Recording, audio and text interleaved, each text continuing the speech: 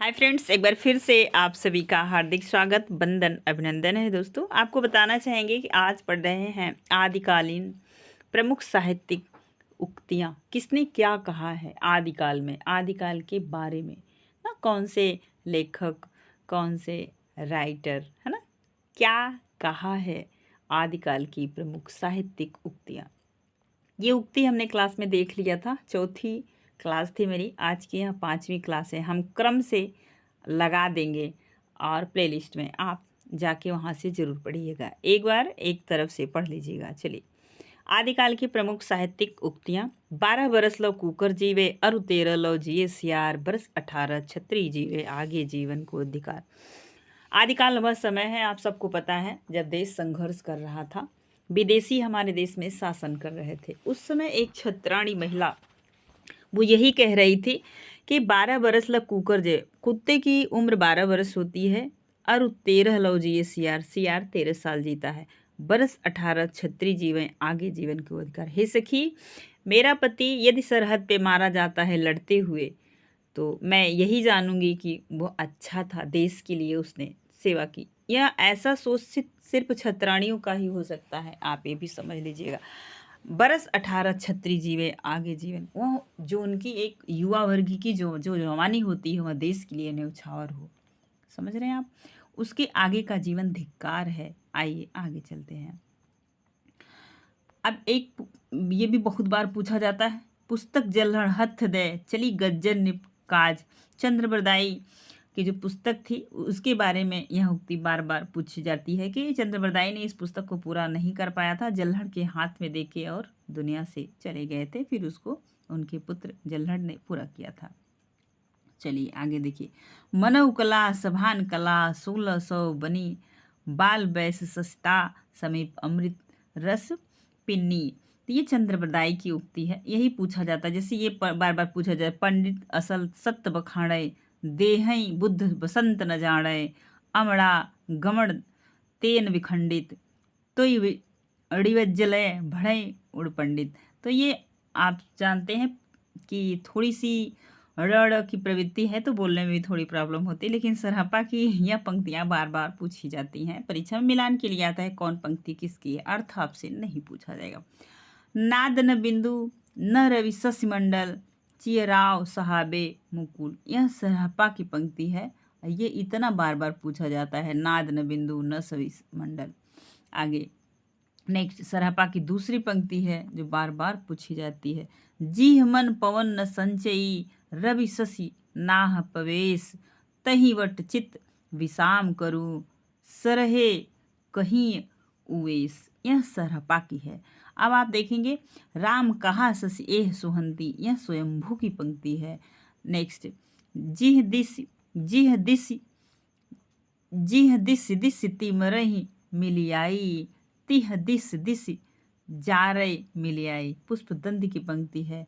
जिस दिस मतलब होता है दिन, दिस दिस दिस तिमिराई मिलियाई, तिह दिस दिस जाई मिलियाई। अब ये वाली देखेंगे, इंपॉर्टेंट करके, भल्ला हुआ जुमारिया बहड़ी महाकंतु। ये भी जो है कि छत्राणी, उस समय की जो छत्राणी थी जिनके पति शहीद हो जाते थे, तो वो यही कहती थी, भल्ला हुआ जुमारिया बहड़ी हमारा कंतु, हे सखी हमारा पति शहीद हुआ। कहाँ हुआ? देश के लिए, वह शहीद हो गया। आगे देखेंगे नेक्स्ट, लज्जे तुम वैसियों जय भग्या घर अंतु, यदि वो भाग के घर आता तो हम लोगों के सामने कैसे मुंह दिखाते। आगे देखिए, ताबा तूबा ये दुई सूचा, राजा ही ते जोगी ऊंचा, ताबा डूबे तूबा तरे, जीवे जोगी राजा मरे। ये चटपट नाथ की पंक्ति है। आगे देखिए, किसका बेटा किसकी बहू, किसका बेटा किसकी बहू, आप सवारथ मिलिए सहू। तो अब आगे देखिए, सोवत सोवता अवधू जीवत मुआ, बोतल बोलता अवधू पेजरे सुआ। गोरखनाथ की है, गोरखनाथ की हो सकता है आपके लिए पहली पंक्ति हो, तो ध्यान देखेंगे। नवलख पातरी आगे नाचे, पीछे सहज अखाड़ा, ऐसे मन लय जोगी खेलें, तब अतरी बसे सब भंडारा। विद्यापति के है, इन्होंने कहाड़ी कहा है, पुरुष कहाड़ी हव कहो जिस पत्थावे पुन, यह विद्यापति है। देसिल जैना सब जग मिठा ते तैसन उपजाओ और भट्ठा। इन्होंने अपनी भाषा के प्रति जो देसिल बैना सब जगह मिठा, तो जो लोकल भाषा होती है क्षेत्रीय भाषा वो सबसे ज़्यादा मीठी होती है। एक उदाहरण आप समझिए, आपको इंग्लिश खूब अच्छी आती हो, लेकिन जब आपको गांव में या कहीं आप जा रहे हैं, कुत्ता जब आपको दौड़ाता है तो जो भाषा का आप प्रयोग करते हैं वही भाषा आपकी देसी भाषा है। चलिए, कनक कदली पर सिंह समारल ता पर मेरु समाने। विद्यापति विद्यापति मिथिला के थे, आप जानते हैं मिथिला बिहार में है। क्या जानूं वह कैसा है, जैसा देखा वैसा है। अमीर खुसरो। एक एक थाल मोती से भरा, सबके सिर वहाँ औधा धरा, चारों ओर वह थाली फिरे, मोती उससे एक न गिरे। आप बताइएगा इसका अर्थ क्या है। यूजीसी की परीक्षा में पूछा हुआ प्रश्न है। एक नारी ने अचरज किया, सांप मार पिंजरे में दिया, ज्यों ज्यों सांप ताल को खावे, सूखे ताल सांप मर जावे। ये है अमीर खुसरो की पंक्ति। अब आप देखेंगे ना कुछ आदिकाल की रचनाएं जो बार बार मिलाने के लिए पूछी जाती हैं, थोड़ा सा ध्यान दीजिएगा। चंद्रबरदाई पृथ्वीराज रासो, यह 12वीं सदी की रचना है। याद रखेंगे हिंदी का प्रथम महाकाव्य, इसमें पृथ्वीराज चौहान की शौर्य एवं वीरता के साथ श्रृंगार रस का सुंदर वर्णन है।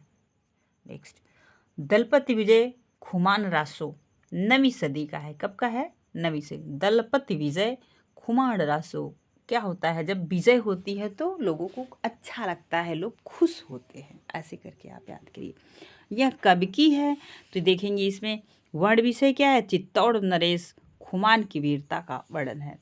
आगे, नल्ल सिंह भाट विजय पाल रासो। अबे पृथ्वीराज रासो विजय पाल रासो में लोग बहुत कंफ्यूज होते हैं, तो इनको आप ध्यान दीजिए। अप्राप्य है, मतलब यहाँ प्राप्य नहीं है। 11वीं सदी की है। विजयगढ़ के राजा विजयपाल की शौर्य एवं वीरता का वर्णन है। नल नरपति नाल विसल देव रासो। आगे देखेंगे 12वीं सदी की है। यह विरह परक संदेश काव्य है। कैसा काव्य है? संदेश काव्य। इसमें अजमेर चौहान विसल देव तथा भोज की पुत्री राजमती के विवाह का वियोग और पुनर्मिलन का सरल चित्रण है। शुक्ल की पुस्तक यदि आपने पढ़ी होगी देखेंगे 4 भागों में है। राजा जाता है, इसके बाद वहाँ चढ़ाई होती है, फिर आता है, फिर उनके जन्म से विवाह के, लड़ाई का और सांसारिक जीवन का सब वर्णन है इसमें। जगनिक परमाल रासो आलाखंड, जो उत्तर प्रदेश, मध्य प्रदेश, राजस्थान के कुछ क्षेत्रों में आज भी वर्तमान में गाया जाता है। महोबा के राजा परमाल देव के 2 प्रसिद्ध वीरों आल्हा और उदल की वीरतापूर्वक लड़ाइयों का वर्णन है। भट्ट केदार जयचंद प्रकाश अप्राप्य है, भी याद रखिएगा। 12वीं सदी के, इसमें महाराजा जयचंद की वीरता और पराक्रम का वर्णन है। अब आपको लोग अप्राप्य है मतलब प्राप्त नहीं है, तो इसको लाए क्यों? क्योंकि ये साक्ष्य आता है, जैसे आपने शिलालेख से, पुस्तकों से, तब ऐसे ही ढूंढ ढूंढ के शुक्ल जी इन सबको किए हैं। आगे देखिए, अब देखेंगे भट्ट केदार का हो गया। अब देखेंगे मधुकर की जय मयंक जस चंद्रिका, 12वीं सदी की रचना है। इसमें श्री राजा जयचंद की प्रशस्ति है। कुशल लाभ ढोला मारोरा दोहा, ढोला मारोरा की भी कहानी अच्छी है। एक बार दोनों बिछड़ जाते हैं फिर मिलते हैं, ये आप पढ़े होंगे। चलिए 15वीं सदी, यह लोक गाथा काव्य है। कैसा है? लोक गाथा है, लोक कहावत जिसे आप कह सकते हैं, लोक प्रचलित है। इसमें ढोला और मारवाड़ी की प्रेम वर्णित है, प्रेम कथा वर्णित है। अज्ञात कवि हैं वसंत विहार, 13वीं शताब्दी के मध्य की रचना है। यह लौकिक काव्य है, इसमें श्रृंगार के विविध पक्षों का मनोहारी अंकन है। अमीर खुसरो जवाहरे खुसरवी, खुसरो की हिंदी कविता खालिक बारी, पूछा जाता है खालिक बारी किसकी है तो खुसरो की, 13वीं सदी के ये हैं। अमीर खुसरो हिंदी खड़ी बोली की प्रथम कवि हैं। इनकी पहेली मुकरियाँ की मौखिक परंपरा आज तक क्या है, आज तक चली आ रही। अब आप देखेंगे आधुनिक काल में आप बताएंगे कमेंट के माध्यम से मुकरी किसने लिखा था। यदि आप ऐसा कोरिलेट कर पाते हैं तो आप साहित्य को अच्छे से जान पा रहे हैं। आगे देखिए, विद्यापति इनकी याद रखेंगे। जितने भी राइटर आप पढ़ रहे हैं इनका एक चीज़ याद रखिएगा, समय क्या है, फिर मिलाने के लिए प्रश्न आता है। अब चलिए विद्यापति को पढ़ते हैं। विद्यापति पदावली क्या है? विद्यापति की पदावली 14वीं सदी श्रृंगार भक्ति परक मुक्तक काव्य है। इनके ऊपर आरोप लगता है शुक्ल जी इन्हें लोग कहते हैं भक्ति के कवि थे, लेकिन शुक्ल जी ने इन्हें कहा है कि चश्मा लगा के देख लो, यह श्रृंगारिक कवि हैं। आगे, रोडा राउरबेल 10वीं सदी के गद्य पद्य मिश्रित चंपू काव्य किसे कहते हैं जिसमें गद्य और पद्य का मिश्रण हो। ज्योतिश्वर ठाकुर वर्ण रत्नाकर 14वीं सदी गद्यात्मक शब्दकोश है। तो ये छोटा मोटा एक तरीके से आप समझेंगे, आपके सामने आदिकाल का नोट्स प्रस्तुत किया है। बाकी अब साहित्य को जब पढ़ेंगे तो इनके बारे में आप अच्छे से जान पाएंगे। यदि आप साहित्य की कोई किताबें रखें, शुक्ल जी को रखा है, नगेंद्र को रखा है, अगर नगेंद्र में रामस्वरूप चतुर्वेदी जी को पढ़ा है तो आप इनको कोरिलेट कर पाएंगे। यह रिवीजन के लिए छोटे छोटे वीडियो है 10-10 मिनट के, आप खट खट खट रिवीजन कर जाइए। यह पंक्तियाँ थी जो इम्पोर्टेंट थी, जो बार बार परीक्षा में पूछी जाती थी, हमने उसके बारे में आपसे बात किया।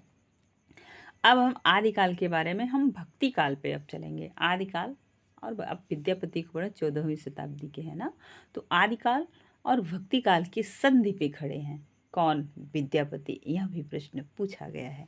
तो आज के लिए बस इतना ही, फिर मिलेंगे नेक्स्ट वीडियो में।